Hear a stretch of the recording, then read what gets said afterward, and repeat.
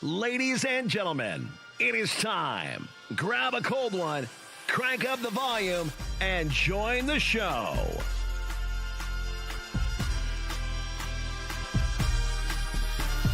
Welcome to NBNR Live.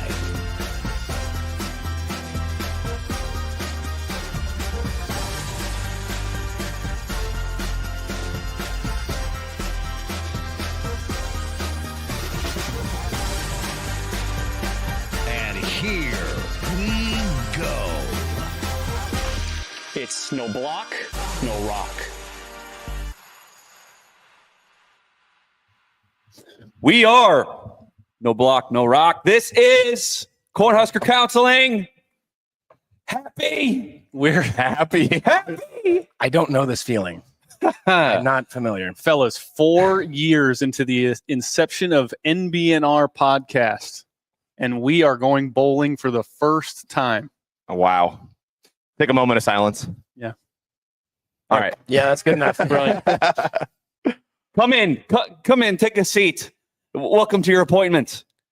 We're going to talk good things, bad things. We're not going to talk about the bad things a lot today. No, there's not a lot of trauma. It's hard to. And it's hard to do that. We can pinpoint, we can pin and prick some bad things. But it's going to be a positive episode today, guys. Let's just start off right away. I feel like with these episodes, we start with the triumphs first, and then we move on to traumas, and then it's literally 50 minutes of us being sad. So I figure we'll start with maybe some concerning things. Sure. Spend hopefully not even 5 minutes on that, and then we talk about the great stuff, okay? Yep. So the first thing that stands out to me that I think needs to get better as we close out this season, if Nebraska wants to win in Iowa City and play well in the bowl game, I think that the secondary has got to get better. Yeah, They just do. It was like a revolving door at corner yesterday. Yeah. I mean, they tried a lot of guys. At the end of the game, it was Mario Buford starting at the outside corner. Yeah. So they got to figure it out. With Tommy Hill done for the year, they need to figure out who that corner is going to be, because Hurrdat got cooked a couple times. Mm-hmm. And then they brought in Bly Hill, and he got cooked a couple times. Bly got exposed. And yeah, it's tough because Bly was supposed to be the Hill guys on the outside, and I don't know what they're going to do. I don't know if Iowa has those playmakers on the outside like Wisconsin does. So I think that does benefit you moving into the Iowa week, but it's still an issue. And if they're going to have 50-50 balls and they're going to take shots when it's one-on-one coverage, that's an issue. Well, I don't think so. Like that Vinny Anthony long TD there late. I don't think that was supposed to be one-on-one. I think the safeties just kind of got confused because they basically were just like flat-footed. When he ran by, I think it was Gifford. He was just like standing there. And you're like, okay, well, where are you supposed to be? So that's where I think a lot of people are like, hey, should we start looking at like maybe rotating in some different safeties just to kind of give some help over the top? Because, I mean, at that point in the game, you have to realize they're just going to be throwing the ball. They got to try to figure out some way to get back in the game. So maybe we try to switch things up. There's no way they should have got behind you in that instance. So, yeah, look, for the maybe not the whole year, but a lot of the year. I mean, I don't want to say picking on Isaac Gifford, but his name has come up quite a bit. Mm-hmm. Deshaun Singleton's name has come up quite a bit, and not for great reasons. Hurrdat, the same thing. That first quarter, and I get it. Wisconsin's going to have their little scripted plays. So things are going to go relatively smoothly for them, but it just felt like, let's just give them cushion. For me, I'm like ranting. I'm just like, Braden Locke, probably not a very good quarterback. Well, no, he's like their second or third stringer. So no, Wisconsin does not have Ohio State level athletes. So in my mind, I'm like, why don't you guys play a little closer and force Locke to throw it in the tight windows? But instead, it was those dinky dunky type things at first. Then they locked in a little bit. They did. The RPO thing has been kind of that kryptonite for this defense all year. And Wisconsin knew that right off the bat. That's what they were doing. That's where they were getting some chunk plays on us. And I think, once Tony White finally made some adjustments and just said, hey, we're going to play press coverage. Yep. You're not going to get those easy, when you play 10 yards off of a guy, like you're not going to get those easy yards anymore. So, secondary is kind of concerning a little bit. Yeah. They're struggling. They're on the struggle bus. Yeah. That's basically, so I was on the Last Take podcast the other night. Shout out to the boys. There you go. And that's kind of what I said, like leading up to this game. I said, you can't allow them just to come in here. You give them 10 yards cushion and just have them just dinking and dunking all over you. Like at some point you have to go in there and just make it difficult in every aspect of the game. You want to run it? We're going to load the box. You want to pass it? You want to do these little dink and dunks? Like we're just going to jam you at the line and we're going to make you fight for it. And like you guys said, they made the adjustment in the game at some point. That was kind of like my thing, was looking at the game. Really quick, we have a super chat that came in. Sid, $2, says more bowl practices and we get them with Dana. Sid, I think we're all very happy about that. Dana. Did you guys see, I think it was in the third quarter, there was a graphic that came on the screen about bowl practices in the last 7 years comparing Wisconsin and Nebraska. We already knew how many Nebraska had. It was 0. Mm-hmm. And these announcers are talking about it like, that's a big disparity. It's like, we know. It's a lot of just reps. want to get this game done and get those practices back. So, Well, and speaking of reps, you look at like the core, the guys that just were the dudes yesterday. Yep. Emmett Johnson, Ja'Cory Barney, and Dylan Raiola, right? Yep. Those are all young guys, and now they get all these extra practices and all these extra reps. Mm-hmm. It's so refreshing. Yeah. With this coordinator that hopefully stays. Hopefully stays, right? You blank check, right? Yep. What were you going to say something? I thought you were.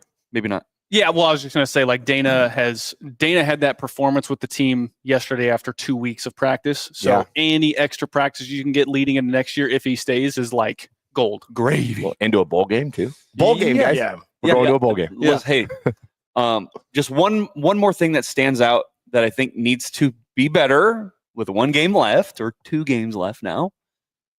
When Harbor comes into the game, he needs to give it to somebody else. I know. Every once in a while. Yeah. The quarterback power to the short side also needs to not happen. If you're going to run the quarterback power with Harburg, run it to the long side where you actually have some room to find space.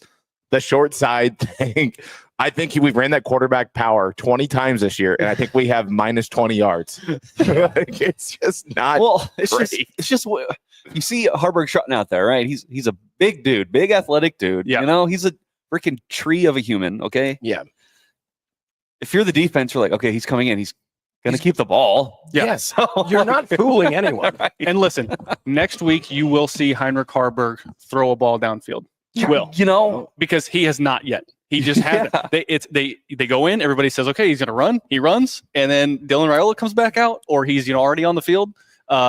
Next week, Heinrich Harburg will have a ball downfield. You can put that down. bank on it. This was the long con to get Iowa. Exactly. Yeah. Yep. So, listen, that's it for traumas for me. There's I don't know if you guys have anything else. I will just say defense gave up. Let me check my notes.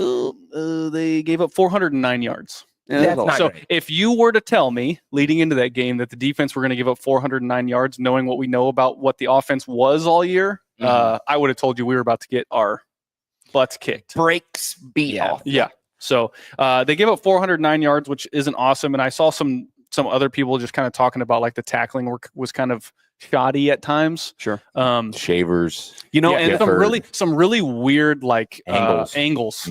especially on those like perimeter runs, just weird angles. So yeah, I said that from the stands. I was like, what kind of angles are we doing here? Yeah. Like you see Shavers just what are you doing? Yeah. I know. That was kind of an awkward looking thing. Yeah. And that didn't really get a whole lot of pressure on Braden Locke yesterday. Like no sacks. But they haven't allowed sacks like all year. Right. So and Wisconsin's O-line seems to have been better than in years past. they're really good in pass pro. Not good in short yardage. Right. We'll get into that. So Okay. One trauma really quick that I would say unrelated to the team, actually related to the fan base. Quit complaining about these kids storming that field. Right. It has been 8 years for a bowl game, 10 years for Wisconsin. Let those kids storm that field. who cares? I would have been on the field. Yeah. I would have stormed it too. Act like you've been there before. We haven't. Those students that got on that field were in middle school the last time that we made a bowl game. Yeah. Let them get on Dude. that field.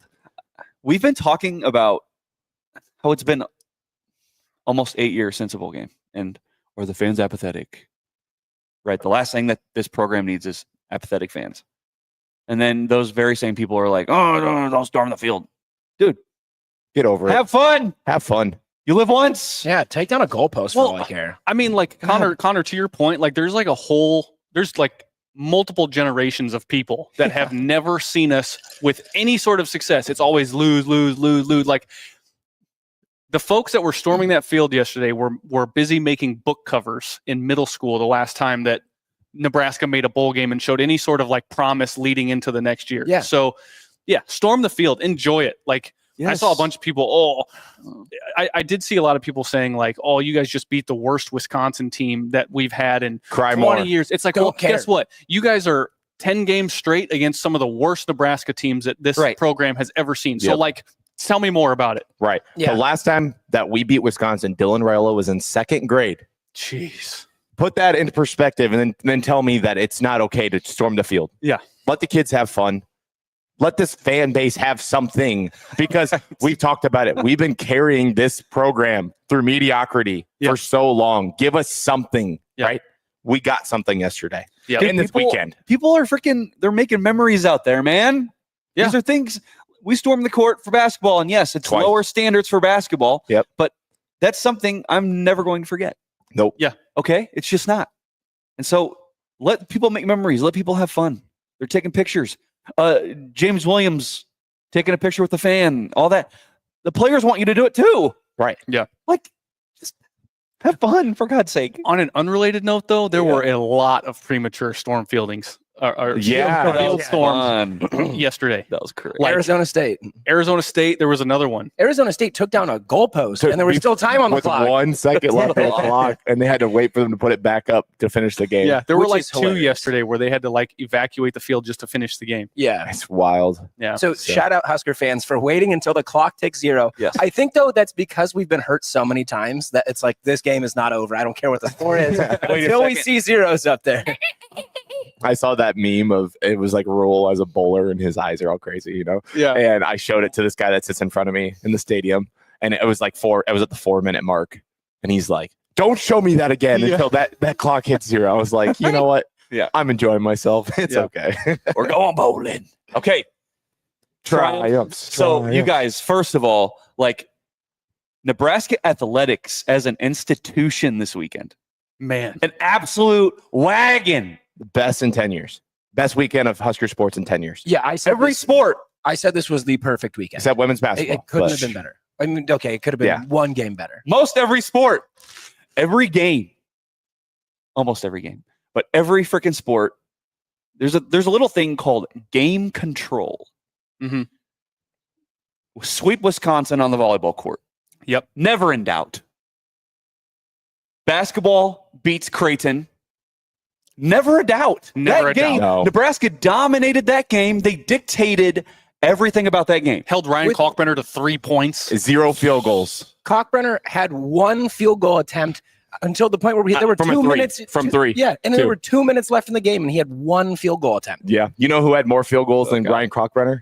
John Hull. One of our triumphs. That's awesome. Shout out to John Hull. Talk about the turnaround this year. Yeah, just cool, calm, collected. Ever since he made those kicks at Ohio State, the guy is just a new guy. He's made like 9 kicks in a row. 3 for 3 field goals, 45-yard long, and then he went 5 for 5 on extra points. The dude had 14 points yesterday. Yeah. I want to buy a John Hull jersey. Yeah. I want a John Hull jersey. I mean, honestly, he should probably be giving lessons to Kalkbrenner on how to make field goals. So, hey, and crazy. Shouts out just to like the special teams in general. Buschini had a crazy punt. Where'd he drop that thing on the 2? Yeah. Corey Barney opens the game with the kickoff return. 45 yards. Takes it into Badger territory right away. Did you see that they put him out there as a punt returner in the game? And we talked about return. Yeah, we talked about this early in the year. If you have IGC out there, Mr. Sure-handed, risk versus reward, right? And I was on the train of, I think you put Ja'Cory out there. He's a playmaker. Give him the ball in space and see what happens. Mm-hmm. They finally did it with 2 games left. And he did get 9 yards. It was I think it has to be like one of the most positive punt returns we've had all year. Yeah. Oh, yeah. And look, that football game, man, Nebraska's up at half, 24-10. I'm not saying this because it's hindsight, okay? I'm sitting there in my room, and I'm like, I feel really good. Oh, yeah. There's not even an ounce of doubt in my soul or lack of a soul. I have no doubt that Nebraska is going to win this game. Usually it's, oh, God, here we go again. What are they going to do to screw this up? Did not even have that feeling for a second. The team didn't either. They had that swagger all game. I think that last minute of the first half, like I was nervous up until that last minute. And then we score, we get that fumble, and we get that field goal. And you could just, like, I wasn't even in Lincoln, and you could sense the vibe shift in that stadium. It was great. Wisconsin was deflated. Nebraska was riding high. You could just see it. And that's something that we, going into halftime, I don't think we've seen all year, is that pure excitement out of that team and seeing an opponent wanting to give up. We've not seen that yet this year, and it was beautiful. Well, the closest comparison is going to be the Colorado. Sure. You know, feeling really good at half, but then they come out lackluster in the second half, whatever. But this was 4 quarters, though. Yeah, this was the most complete game that they played. Absolutely. And Dylan Raiola, I'm sure he's going to be a triumph. So I think we just go there now.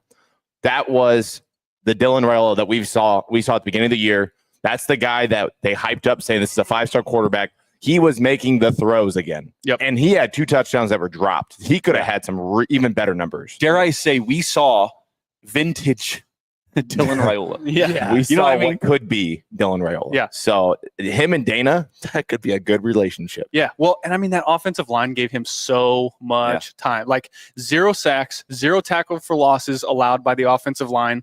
And Dylan just looked comfortable. Yep. He would drop back. He's chilling. He's looking around. And then it also helps that Dana has instilled this quick offense. Just like we talked about the wheel route by Emmett Johnson and like just spreading everybody out. And like, you know, it's easy to see. There were some times where it looked like Dylan was missing some throws though. And like key down. So like third down, you know, there's like a crosser that he's looking at the far cross and he's got somebody wide open down the middle. So like that stuff will happen. And what the problem was leading up to this game was that he was missing all of them. He's just like throughout the whole game, he was just missing the open, like just get a quick 5 yards, 10 yards, whatever. And yesterday everything looked so comfortable. So you touched on what I think is one of my biggest triumphs, and it's one that I don't get to say very often.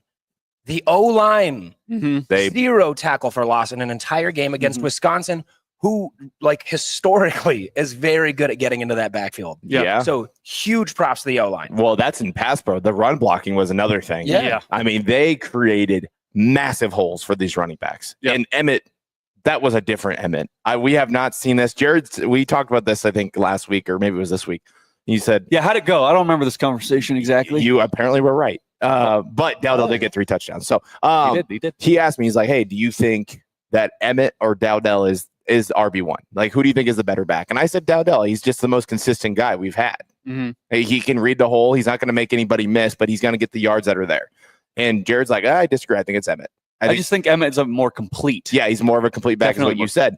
Yeah. Yesterday, Emmett was on display. And pass pro, catching balls, making guys miss, which hasn't happened at the second level at all this year. Right. And finally, Emmett hits the hole, makes guys miss at the second and third level at sometimes. And it was so much fun to watch. And that's something that you can build off of for 2025. If Emmett is your lead back and you've got Dowdell to do the short yardage, that's a really good thunder lightning type thing. Yeah. I think at the beginning of the season, we referred to this running back room as the OR room. Yeah. This guy or this guy or this guy or this guy.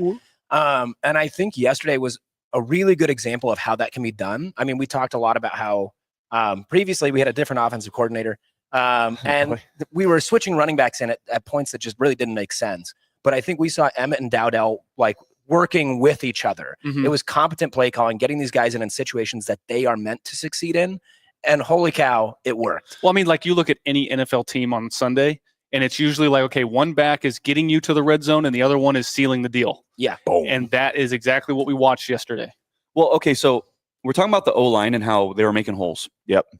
And this whole season, I don't feel like that's ever been the big issue. It's just been the running backs not being able to hit the locate hole. it. Yes. Right? They're running to the back or the butt of their O-lineman. Or bouncing it for no reason. Yeah. It's like the hole is there. Hit the hole. Stop trying to bounce They're taking the scenic route when you could just go north-south. But did you guys hear that story about Hogerson I don't know if he said something to Barthel during the USC game. Yeah, or he did. Or the running backs in general and said, hey, why don't you run through the holes we're making for you? Yeah. Yeah. He called him out. He called him out publicly too. He said it to the media this week.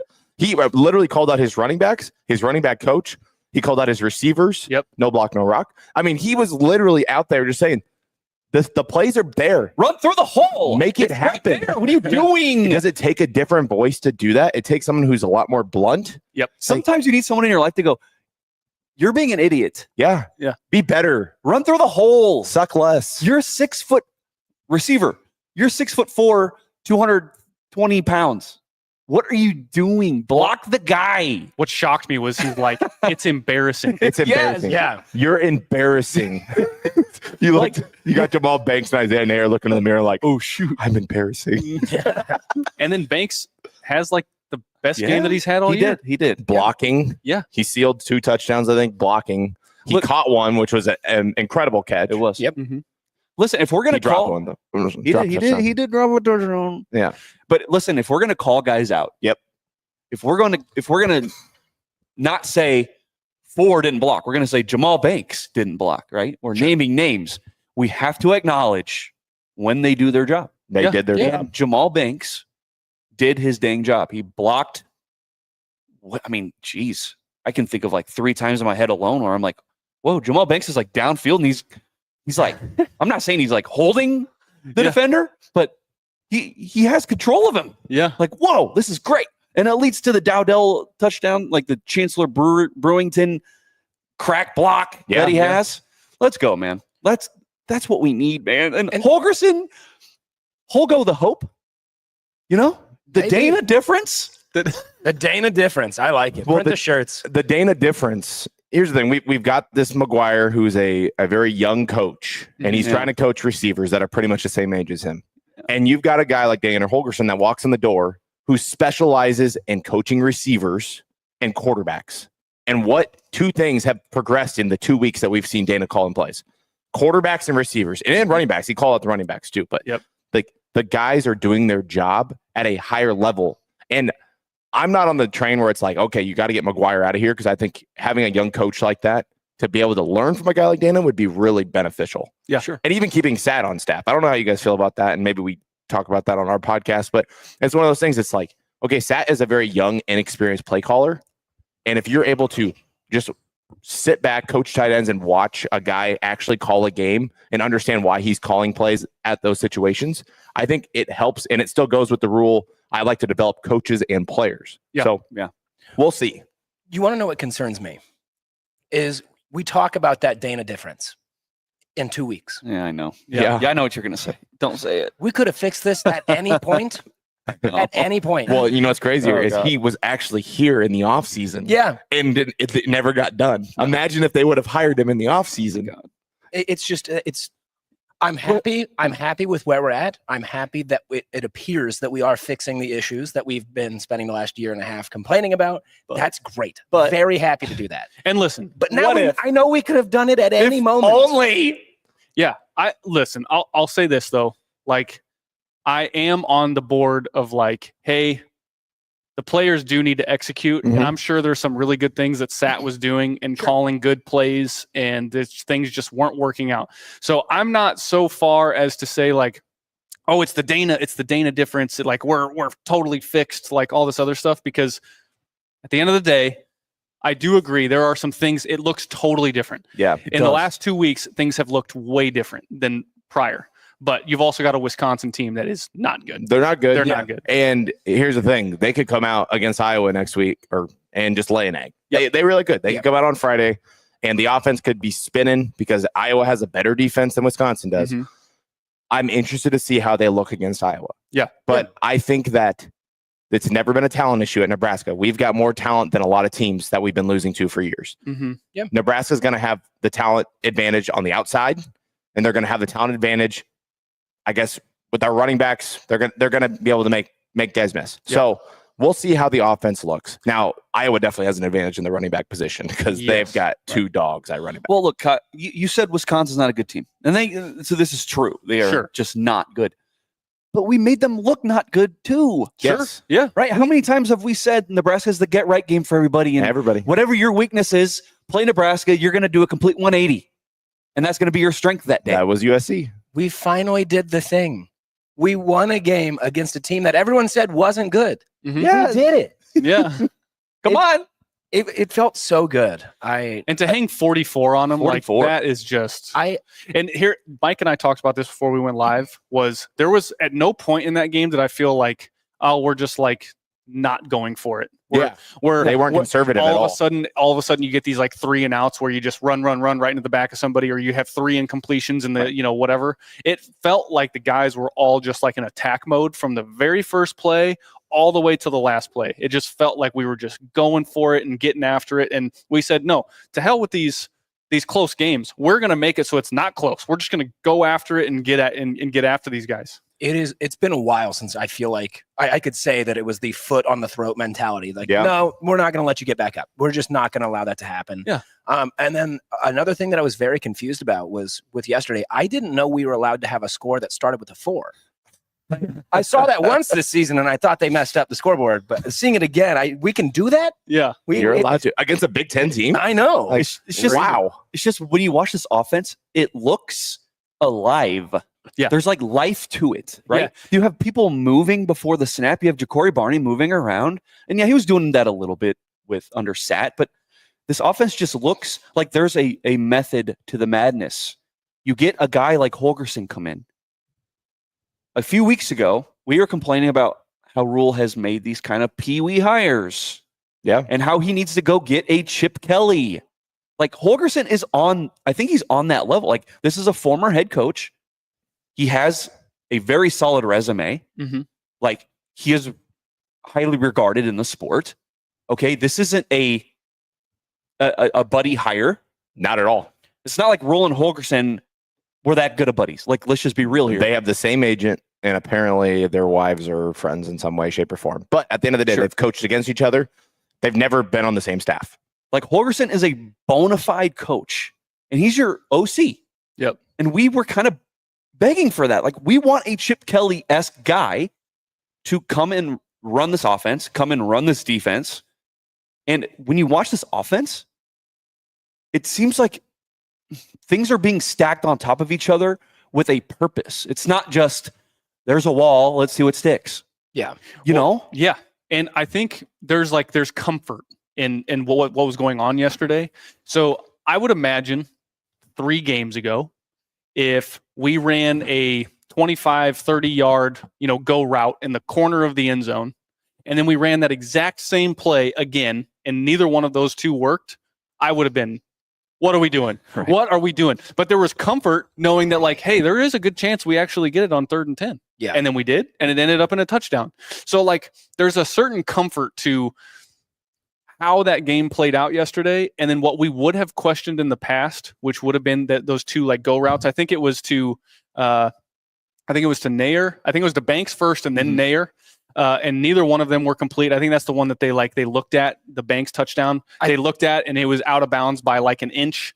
And then it ended up ultimately being a Banks touchdown in the other side of the end zone. Yeah. But yeah, there was just some sort of like comfort where I didn't question going for that exact same play twice in a row, because I was like, well, there's a good chance that we're either going to end in a field goal, or, you're going to end up just getting a 3rd and 10 and just continuing the drive.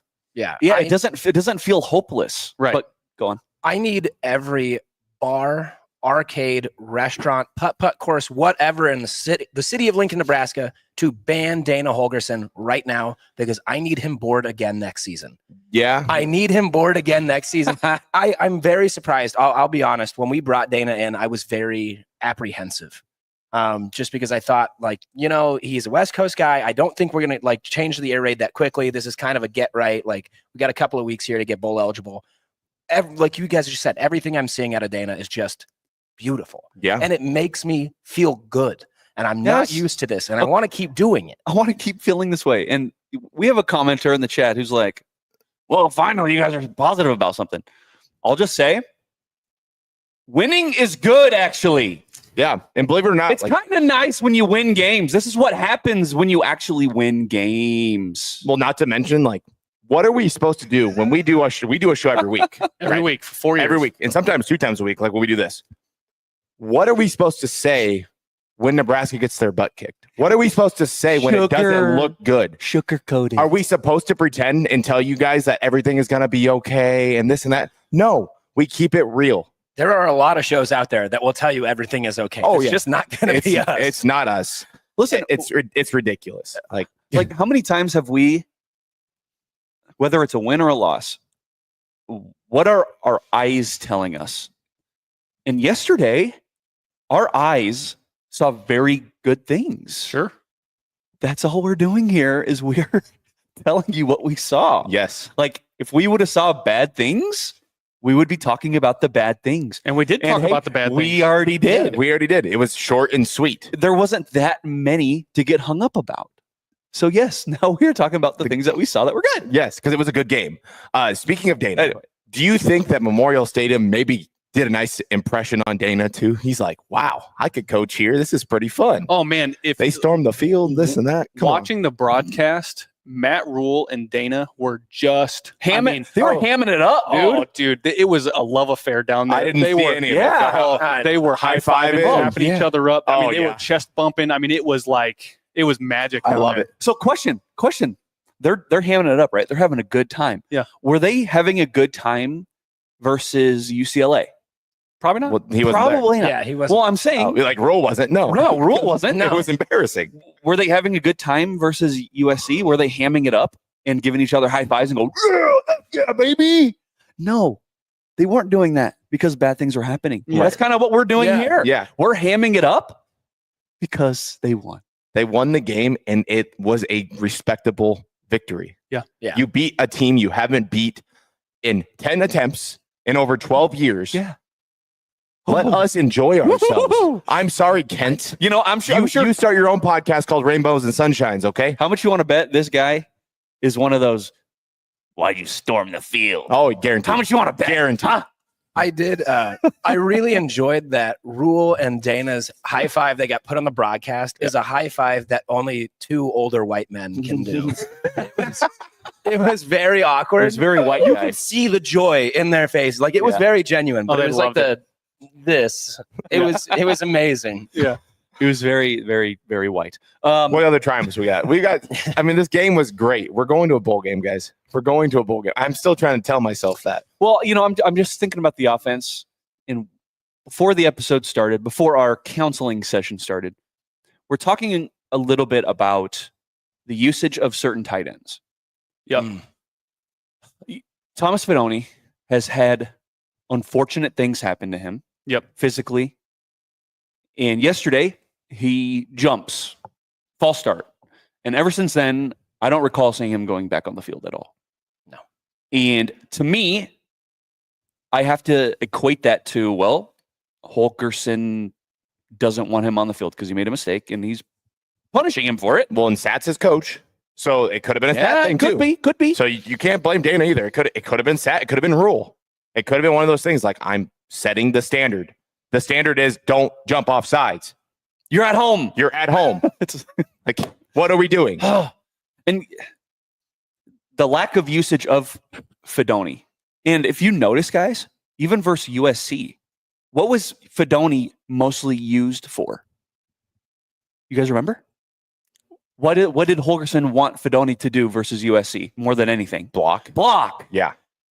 And so did Hogerson come in here and look at the way that Fidone was being used and go, what the heck is going on here?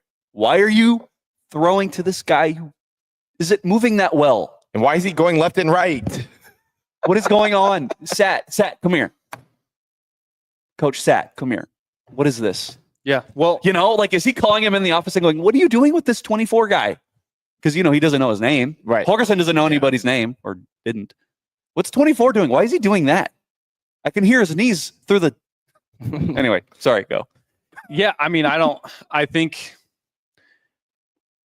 definitely think there is an aspect of like, I would imagine Hogerson looks at Sat and is like, hey, your guy, false start, get somebody else in there.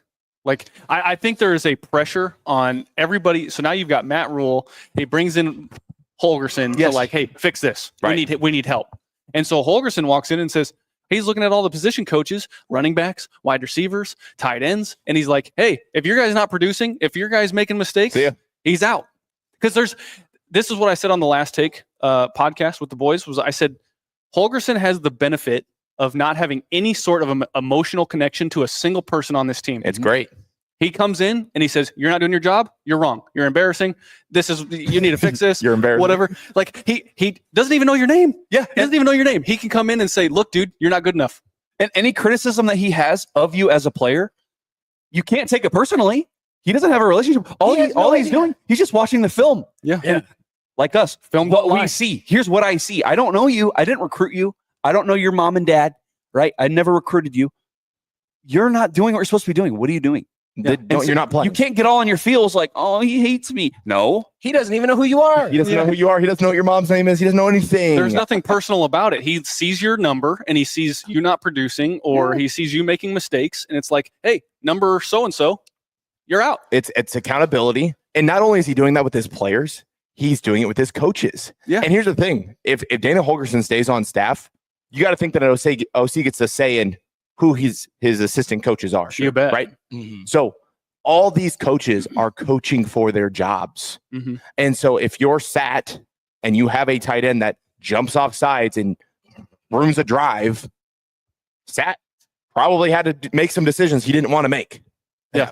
It is what it is. They all have attachments to these players, and eventually Dana will. Yep. But right now he doesn't, and those players do not have that luxury, nor do the coaches. Right. Yeah. Mike, you make an excellent point. We talked about a lot over the last few weeks over, which assistants might be on a hot seat.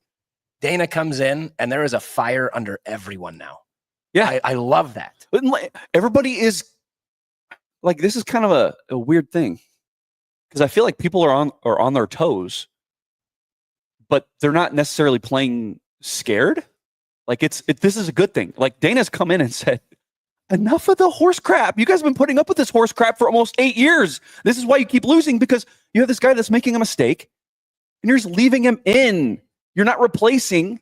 You're just putting up with the same crap over and over. Like, that's why I'm so glad they brought this dude in. Oh my God. Again, this brings me back to what I was talking about earlier, though, is that we see these guys that are on their toes, very heightened awareness, and we're making much more logical decisions. And we could have been doing this the entire time. Yeah. Like, I can recall some conversations that we had about replacing Coach Sat or replacing Coach Foley. And we were kind of on the skeptical side of making a change mid-season. Is it going to make anything? Not be the greatest thing. It might be a detriment. It might make things worse. Well, we said, dude, it's not going to change. He said, we said, if you fire Ed Foley, what is going to change? Nothing. Yeah. Nothing's going to change because it's the same guys. It's the same concept. Same personnel. Yeah. Right. It's not going to change. Matt Rule did that, and it did change. It did. It's unheard of what Matt Rule did in the first place, is hiring a guy from an outside place, has nothing to do with the program, has not been in the program doing anything as far as coaching goes. Yeah. And then he actually does it, and it makes a change, and it worked. It is funny. I don't know if you saw the stat. When we hired Dana, people were looking for, between the NCAA and the NFL, the last time someone late in the season fired an OC and brought in an outside OC, the last one to do it was in 2021, and that was Matt Rule with the Carolina Panthers. Really? Yeah. It's been him the last 2 times. It's a very unique thing. It obviously didn't work in Carolina, but it might work for us. Yeah. NFL's different. NFL's different. And I'll say this too. Bringing in Dana hasn't changed much the amount of yards that you're getting in a game, but it's changed the efficiency. Yes. Like red zone efficiency. Yeah. Guys, they were like 100% yesterday in the red zone. 100%. Oh my God. What is it? What is this feeling? Is this joy? It's joy. It's crazy. I'm going to cry. I'm going to cry. It is actually in a good way. Weirdest part of being a Husker fan over this last decade is we got win number 6. We got it. We're going to a bowl game.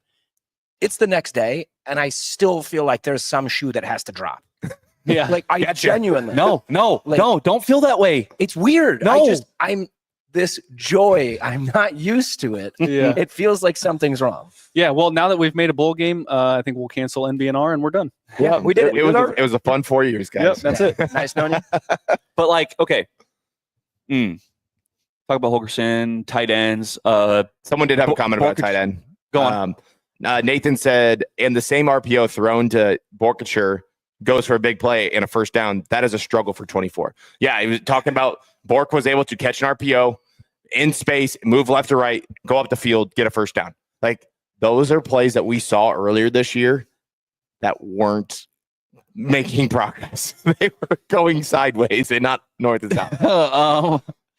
Listen, some of these tight ends they're moving better than Fedoni. Lyndon Meyer's moving better than Fedoni. Borkature moves better than Fedoni. It is what it is. Yeah, and it's not to pile on Fedoni. Listen, I want to remind you guys the amount of things that this dude has been through, right? Yeah, and still stayed and still worked and still did all this stuff, and he loves the program. He loves it. Yeah. It just hasn't worked out, not yet. That is not. This is like it's a business. Right? Mm-hmm. Especially in this time in college football, it is a business. What have you done for me lately? Is it working? Is it not working? It just hasn't worked. It's like, at some point there has to be some sort of change. You could compare this situation. Let's turn the page to volleyball. I can see it from afar, right? Lindsay Krause has been starting on this volleyball team for a long time. She is a Husker, right? She's from Papillion. Went to Scud, right? All these things.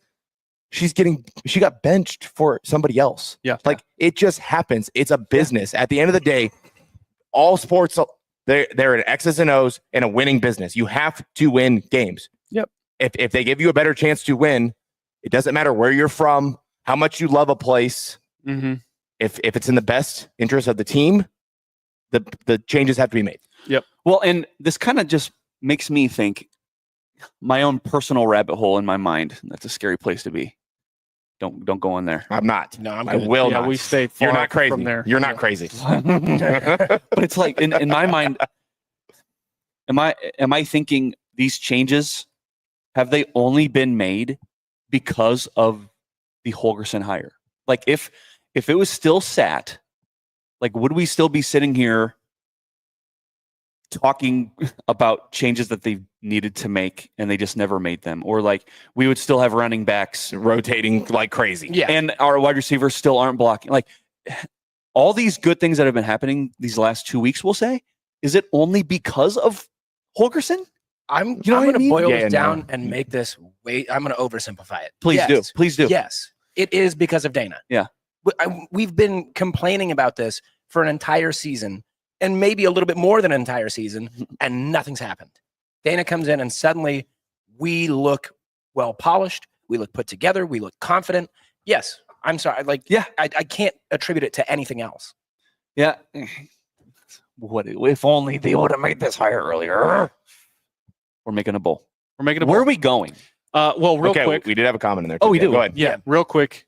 Another trauma that I just want to bring up before we round out and kind of talk about bowl game and all this other stuff. Another failed challenge. Another bad challenge. Dang, I had that on here and I missed it. Yeah. Another bad challenge. Yeah. Okay. It was a bad challenge. I don't care what you say. It was a bad challenge. But he shouldn't have had to challenge it. Scoring plays should be reviewed. Nope. I agree. They reviewed it already. Yeah. They already reviewed it. That's the thing. They already reviewed it. Matt Rule just didn't like the result of the review. So that's it. Every scoring play is reviewed. They reviewed it. Okay. Yeah, I'm in the stands. It wasn't on review in the stadium. So I'll just say that. So yeah. That's why I can't have you tweeting, Mike, they didn't review the score play. Yes, they did. They reviewed it. And Matt Rule made a terrible decision, and I'm glad it didn't come back to bite them. Yeah. Well, I mean, what I want to know what the ratio is between how many challenges there have been this year and how many have been successful. I don't remember one that was successful. Do you guys? No. I might dig into this later today because I need to know this. Yeah, because it just seems like there is some sort of dysfunction going on as far as like what you should challenge, if it's a good challenge or not. I call back to like that one. It was over like 3 yards. They challenged that one little completion. It might have been against Illinois. Mm-hmm. It was like a 3-yard gain, and they challenged it because they didn't think it was complete, and it was. It's like, what are we? Yeah, they're nonchalant. The game management has not. Timeouts were wasted. Thankfully, we had a big lead, but it's just one of those things. Just very irresponsible with timeouts. Timeouts, challenges. It's still bad. Yeah, that problem has not been fixed. That has not been fixed. So I just wanted to bring that up as like another trauma from this game. Yeah. Sorry, Kent. We had one more. Yeah, there you go. We had to get negative for a second. Sorry, kid. We had a couple of people comment in the chat. Hey, what bowl game do you want to see us go into? Guys, we're making a bowl game. Yep. Do you guys have a preference of where NBNR should should want to go. Okay, So- real quick, producer Austin, he had mentioned the 3 states that we are looking at as like a possible guaranteed thing. Okay. What were they, Austin? California, Florida, or Tennessee. Okay. A chance for Las Vegas, but you need a lot of stuff to fall. So where do we want to go, guys? For me, if we're going on this bull trip, Mhm. fellas, I'm telling you now, I'm going golfing. I knew that. So as long as wherever we go, I can golf. It's warm enough to golf. I'm cool. Doesn't matter where. So I would say that the last time we made a bowl game, I was there in 2016 at the Music City Bowl in Nashville. Indeed. And I would love nothing more than to go back to that bowl game and see us play the Oklahoma Sooners. I would love to go watch us play in Nashville against an SEC team. You bring back one of the best rivalries in college football, and you go watch us play in Nashville, Tennessee. And Nashville's a freaking blast. We could have a lot of fun in Nashville. Can you golf though? I don't know if it's warm enough You in can Tennessee. golf or anywhere, not. can't you? Probably. It's warm enough to golf today. So we would figure it out. We might have to wear a sweatshirt. No, But I want palm trees. I want palm trees. Then you want California or Texas. I mean, or Florida. So I see on our top 5 potential, the guaranteed rate bowl in Phoenix, Arizona, which would be against a Big 12 team. Put me in Arizona Oh, baby. and give me Colorado. Again. Give me Colorado because I'm tired of hearing this chirp of, well, we played right now, we would whoop Nebraska. Good, let's do it. Let's do it. Meet us in Arizona. I would love to see that. I don't want this to be a cop-out answer. I really don't. But I feel wishy-washy about this. I just don't care. I don't care where I don't care who they play. I don't care where they go. I hate golfing. Uzbekistan. Yeah. Take me to Somalia or Uzbekistan. I seriously just do not like. My care level is at 0 for that. I don't care. I just want to be in the stadium. Yeah. That's it. It's not even about me. This is all about the team. Practice. And if Nebraska were to fail again, like if Nebraska would have lost against Wisconsin, if they would have lost against Iowa, I would have been at a point where I go, just practice anyway. What's the NCAA going to do? They're going to ban you from bowl games? Oh no. Oh no. Just practice anyway. That's where I was going to be if they would have lost these last 2 games. I mean, it felt like we were banned from bowl games anyway. I have to be, an unofficial ban, yeah. I have to be real here, fellas. I was looking at these last 2 games. If Nebraska would have ended at 5-7, I was like, what is the point of all this? Of all this Living. It takes a real grind to do what we do every single week, sometimes 2 times a week. I was like, dude, what's the point? What is the point? Right. I mean, it would be another year of not talking about a bowl game. It would have been something. Just another morning of waking up and just pure pain. We were in the stadium and Trevor was there, and he says, if Wisconsin comes back, I'm going to go up those stairs and I'm going to jump off the back of Memorial Stadium. Stop! I already made that joke a few weeks ago. He did, but he said it. I said those fences. Fences aren't very high. But he was actually in the stadium and he was close enough to do it. You know what I'm very excited about? Nebraska finally ended the happy game day curse. Every week when I text you guys happy game day, we lose. Yeah, and finally, just out of pure spite, I did it again. Thank you, Wisconsin. Yeah. Thank you, Wisconsin, for ending that curse. Yeah. Real quick. So we've got 12 minutes left. I do real quick just want to touch on the comparison between 2 head coaches that started at the exact same time, inheriting totally different programs and where they were at. Paul Chryst in Wisconsin, and then Scott Frost with Nebraska. And seemingly the same exact route as far as how we ended up here on Saturday, which was firing your offensive coordinator or demoting your offensive coordinator. And how yesterday ended up and the projection for Wisconsin. I mean, they're heading into Minnesota next week into that game for another trophy. It's a rivalry game. What's our outlook on like who got the better end of things? I don't know. Like, where are we at as 2 programs with seemingly the exact same 2 teams? Well, Wisconsin for sure. Wait, so hold on. Like you said, if you're going all the way back to Paul Chryst and Scott Frost, Wisconsin by far. Well, yeah, he inherited a much better program. But if you talk about Fickle and Rule, I mean, they're in the same place, except they made a bowl game last year. Nebraska did not. Right. Nebraska spoiled their bowl chances this year. Are we looking at a downward projection for Wisconsin and an upward projection for Nebraska at this point? Looking at the two teams in 2 years, I would say I'll answer that question after Nebraska plays Iowa and they play in their bowl game. Okay. I think right now, yes, I think you're correct that Nebraska is kind of ticking up and Wisconsin's ticking down, but Wisconsin was already a bit higher. That's what I'm saying. Yeah, so I think that right now they're like, we've intersected. We're right at the same level right now. Mm-hmm. And now it's, Nebraska and Wisconsin are going to have to show us, are you going to continue these trends or what are you going to do? So yeah, I would say we're up there down, but we're even. Well, this is just one of those conversations that it's convenient to have just because we they just played. Yeah. We're feeling the emotional high. So it's easy for us to be like, yeah, Fickle sucks. Like, what the heck? Yeah, I don't want to use this game as like Nebraska's going to be on the upward. Like, I don't want to do that yet. But like, you hear about Wisconsin making the change from Paul Chryst, right? Everybody was frustrated with him because, he's winning, but he's not winning enough. Yeah, we heard that before. And so you go back to Nebraska with freaking Solich and even Bo if you want. Yep. He's just not winning enough. We are angry. We're not, and so they make this hire and they get Phil Longo for some reason. What a terrible hire. I'm sorry. That program. I'm sorry. When they made that hire, I'm just like, this is literally Bill Callahan stuff. Yep. And I hope you guys end up in hell. Yeah, oh gosh. Like Nebraska did. And has been. Yeah. Yeah. And so like I've always been of that thought of, Fickle hired this dude and they're gonna end up like Nebraska did. We knew that wasn't gonna work. Yeah, it was the complete opposite of what Wisconsin has been for their identity. JJ Watt tweeted about it yesterday. They're like, well, we've built this program on physicality and running the ball and this and that. Right. Yeah. You hire an air raid guy, you're going to get what you hired for. It's just, it doesn't fit the identity of the program. It's not going to work. And we've said this too. Ever since Barry Alvarez left that program, because all these head coaches under Barry Alvarez, as him as AD, they were little all berries. puppets. They were all just puppets. They were all just executing the same culture, the same tradition, the same everything that Barry did. They're baby berries. Yes. Barry's gone. Wisconsin looks gone too. I'm not sure if Barry really even cares about them anymore. No. And I think it kind of shows. So, Mike, I agree with what you're saying about Wisconsin, but I would like to point out, this was exactly my concern with Dana Hogerson coming into Nebraska. Yeah. Right. Dana, widely known as an air raid guy. Yeah. We brought him in, and our offense over the last 2 games, wildly balanced. It is much more balanced than I thought it would be, and I love it.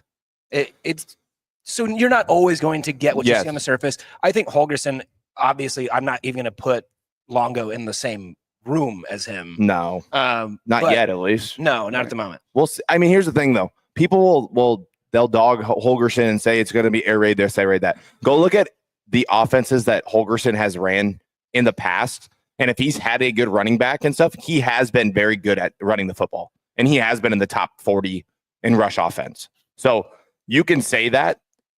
But if he has the right guys, he will run the ball. And air raid, just because it's air raid doesn't mean he's not full-blown Mike Leach. He's not going to throw it 70 times a game. Yeah, and watching these past couple games, you can say that the running game looks better than it ever did under Rule. This is only 2 games, my God. And so, yes, Wisconsin.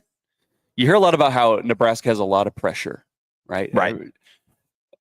Coaches are hesitant to come here because they're in the fishbowl and all that. But, dude, Fickle's going through it, man. Like, Wisconsin fans are not happy with Fickle. And, no. Like, you can see on Fickle's, like with Roll, he was feeling the pressure, okay? Yeah. His press conferences lately have been kind of bummers. Yeah, big bummers. You want to talk about bummer press conferences? I mean, Fickle is just a big bummer, dude. They asked him, who's the offensive coordinator going to be? He goes, what's it matter? What's it matter? Well, it kind of matters a lot. Yeah.